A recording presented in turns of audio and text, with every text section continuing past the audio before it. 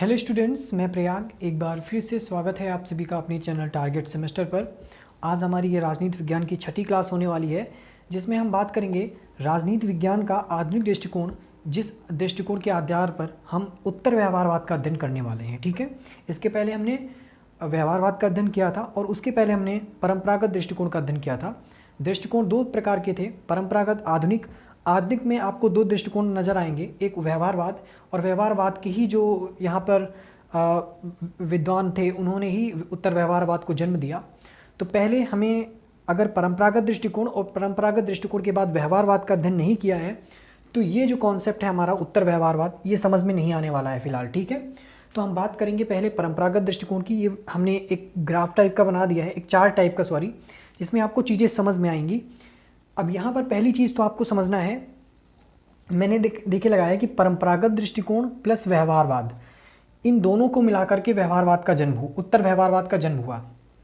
लेकिन एक एक करके पहले समझते हैं, फिर हम उत्तर व्यवहारवाद को देखते हैं कि उत्तर व्यवहारवाद में जो विद्वान हैं वो क्या कहना चाहते हैं। ठीक है, देखो परंपरागत दृष्टिकोण में हमने क्या देखा था, हमने देखा था कि तर्क का प्रयोग होता है, अर्थात कल्पना के आधार पे, तर्क के आधार पे कहते हैं लोग, किसी भी मतलब प्रेडिक्शन करते थे कोई भी कि भविष्य में क्या होना चाहिए या क्या होगा। ठीक है, वैसा हो ना पाए ये बात अलग है, लेकिन प्रेडिक्शन की जाती थी अरस्तु के समय से ही और प्लेटो के समय से ही कि मतलब क्या होना चाहिए, एक आदर्श राज्य होना चाहिए। ये हम आपको बता, जो भी चीज़ें थी तर्क के आधार पे थी, कोई भी फैक्चुअल चीज़ यहाँ पे नहीं थी, फैक्ट के आधार पे नहीं कही जाती थी, सब कुछ तर्क पे था।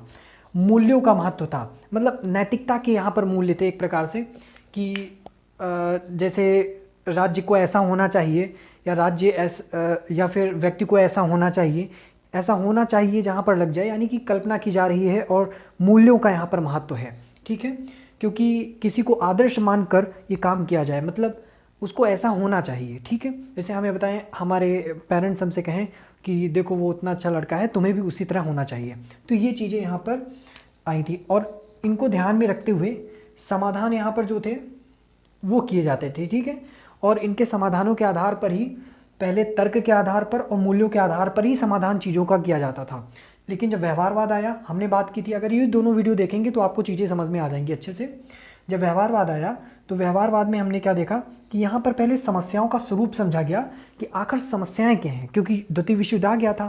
तो द्वितीय विश्व युद्ध के में जब घटित हो गया तो व्यवहारवाद का उदय हुआ। इसमें लोगों ने समझा कि जो समस्याएं हो रही हैं, आखिर हमें समस्याएं समझनी है कि अगर मान लीजिए कोई भी युद्ध होता है तो उसके पीछे कोई कारण होगा, आखिर कोई समस्या होगी जिसके कारण ये युद्ध हुआ, तो हमें उन समस्याओं को समझना है जिसके कारण युद्ध हुआ या जिसके कारण कोई भी यहाँ पर जो गतिविधि हुई वो हुई। ठीक है, इसके बाद हम बात करते हैं तथ्यों के आधार पर।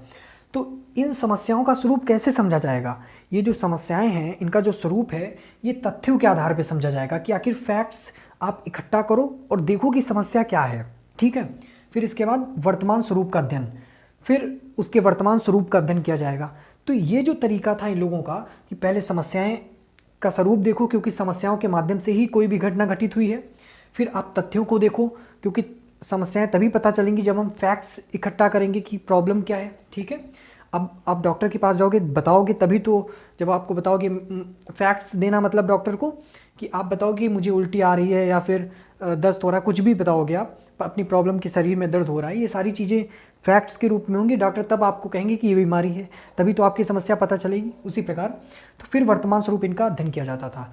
लेकिन व्यवहारवाद को डेविड ईस्टन इसके जनक माने जाते हैं। व्यवहारवाद के डेविड ईस्टन ने व्यवहारवाद को जन्म दिया, लेकिन 1969 में देखो लिखा है कि 1969 में डेविड ईस्टन ही ऐसे व्यक्ति थे जिनको लगा कि व्यवहारवाद सही से काम नहीं कर रहा है। इनको लगा कि इसमें परिवर्तन की आवश्यकता है और इसी परिवर्तन को देखते हुए इन्होंने एक और नई धारणा का प्रतिपादन किया, वो थी उत्तर व्यवहारवाद। उत्तर व्यवहारवाद क्या कहता है, उत्तर व्यवहारवाद में इन्होंने कहा कि देखिए हम ये नहीं कह रहे हैं, इन्होंने कहा कि देखिए हम ये नहीं कह रहे हैं कि यहाँ पर जो आपका व्यवहारवाद है वो पूरी तरीके से गलत है। व्यवहारवाद गलत नहीं है, लेकिन इसमें कुछ परिवर्तन की आवश्यकता है। परिवर्तन की यह आवश्यकता है कि इसमें कुछ हमको ऐड करना चाहिए, एडिशनल करना चाहिए। जैसे मान लीजिए इन्होंने कहा कि हम यहाँ पर समस्याओं के स्वरूप को समझने का प्रयास कर रहे थे कि आखिर समस्याओं का स्वरूप क्या होना चाहिए। हम ऐसा नहीं कि समस्याओं के स्वरूप को समझना बंद कर देंगे, हम समस्याओं के स्वरूप को समझेंगे कि समस्याओं का स्वरूप क्या है।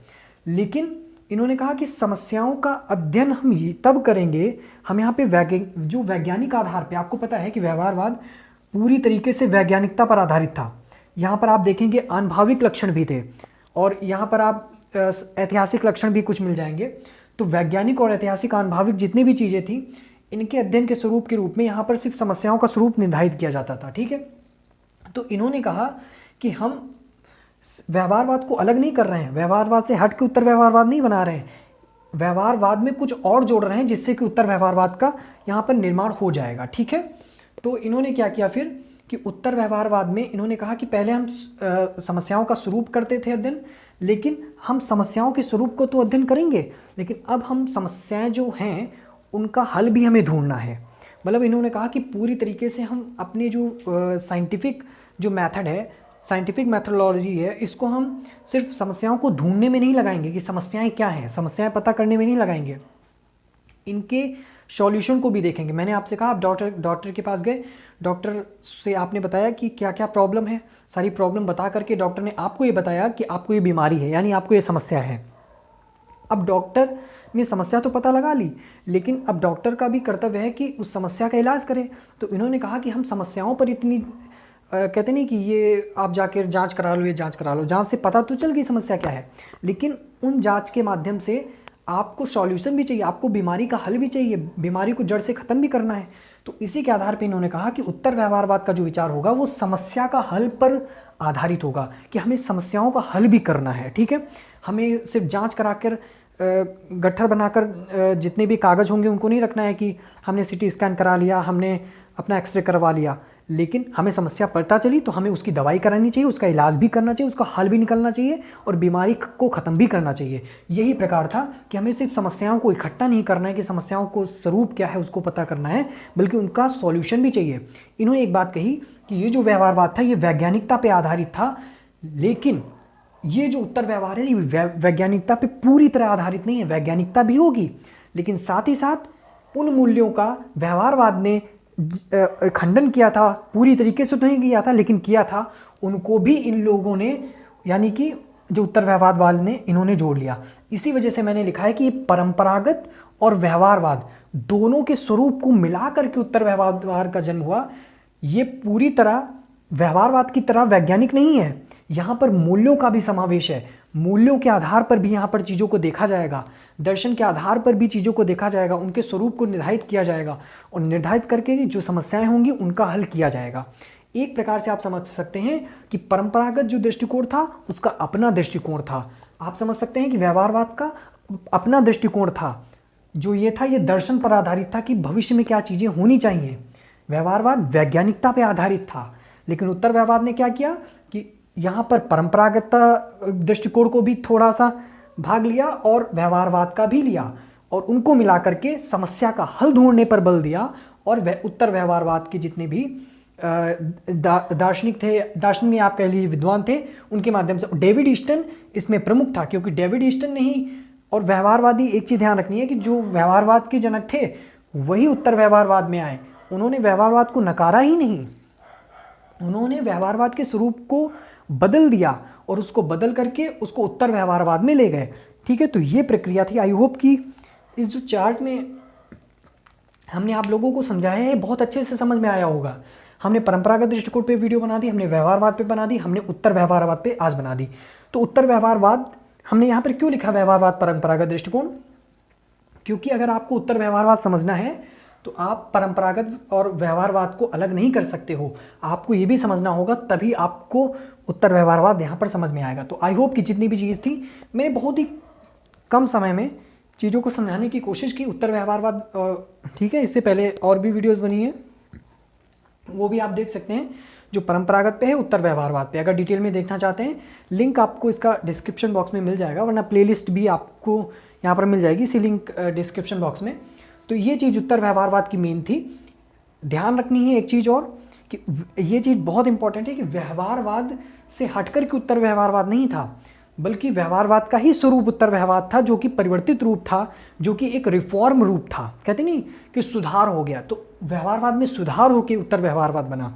इसने दोनों मूल्यों को अपनाया, परंपरागत के जो मूल्यों को भी अपनाया और वैज्ञानिकता की पद्धति को भी अपनाया। बल्कि व्यवहारवाद ने तो पूरी तरीके से वैज्ञानिकता की पद्धति को अपनाया था। उसने मूल्यों पर ज़्यादा जोर नहीं दिया था, हाँ कहीं छोटा सा अंश नाम मात्र का था मूल्यों का, ठीक है, क्योंकि उसमें एक आधे विद्वान उसके भी थे। इसी वजह से उत्तर व्यवहारवाद एक प्रकार से सबका समागम था, सबका समन्वय था। व्यवहार, ये बहुत इंपॉर्टेंट पॉइंट है, अगर आप एग्जाम में लिख कर आएंगे, आप ये लिखिएगा कि उत्तर व्यवहारवाद परंपरागत दृष्टिकोण का और व्यवहारवादी दृष्टिकोण का समागम है, ठीक है, समागम था। आप कह सकते हैं उत्तर व्यवहारवाद की व्यवहारवाद और परंपरागत दृष्टिकोण का समन्वय है। तो ये पूरा टॉपिक आपका उत्तर व्यवहारवाद का आज यहीं खत्म होता है।